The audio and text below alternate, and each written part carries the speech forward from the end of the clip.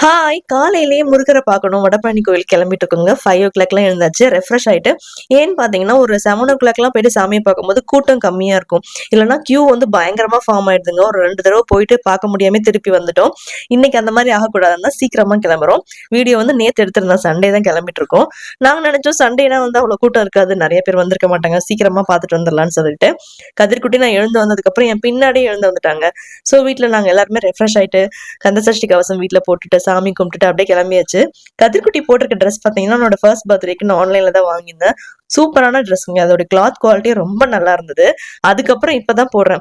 அப்ப கொஞ்சம் லூஸா இருந்தது. இப்ப ரொம்ப நல்லா இருக்குங்க. ஒரு 7:00லாம் நாங்க வடபழனி கோயில் வந்து ரீச் ஆயிட்டோங்க. கூட்டம் இங்க கிடையாது. ஸோ ஃப்ரீ தர்ஷன்லயே நாங்க போயிட்டு நின்னோம். கியூ வந்து ஃபாஸ்ட் மூவிங்ல தான் இருந்தது. கதிர்குட்டி பார்த்தீங்கன்னா, கியூல நிக்கும்போதே கரெக்ட்டா அழ ஸ்டார்ட் பண்ணிட்டான். ஸோ ஒரு மில்க் பிக்கிஸ் பிஸ்கட்ட கையில குடுத்துட்டு இருந்தேன். அவன் பாட்டுக்கு கம்முனு வந்துட்டு இருந்தாங்க. நிம்மதியா சாமிய கும்பிட்டாச்சுங்க. ரொம்ப சாட்டிஸ்ஃபேக்ஷனா இருந்தது.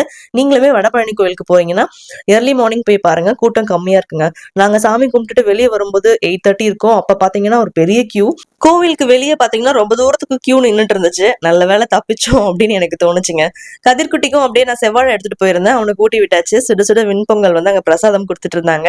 தனியா ஒரு பிளேட்ல தான் சாப்பிடுவேன்னு அடம் பிடிச்சு வாங்குனாங்க இந்த குட்டி பையன். சாப்பிட்டு முடிச்சுட்டு வீட்டுக்கு வந்துட்டோம். இப்படிதாங்க சண்டே போச்சு. Thank you.